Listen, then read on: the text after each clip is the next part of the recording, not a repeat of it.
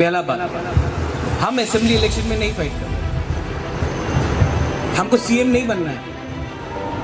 जिसका सोच, जिसका थिंकिंग बड़ा होगा वही थानसा ला सकता। जिसका सोच सिर्फ एक कम्युनिटी में फंसा हो, जिसका दिल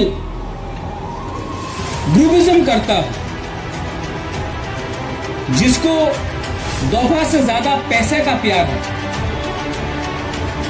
जिसको दफा से ज्यादा पोस्ट का प्यार है, वो तीपरासा सोसाइटी का भला नहीं कर सकता।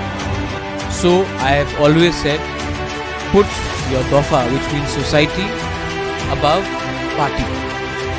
And if the society can control the politician, then the society will ensure a better future for the people.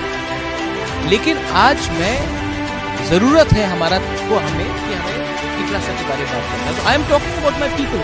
I am not talking against any community. I do not have to hate someone to love my people. हम लोग का fight मंत्री बनने के लिए नहीं है। हम लोग का फाइट अब एमपी बनने के लिए नहीं है। हमारा फाइट है आपका भविष्य को बचाने के लिए।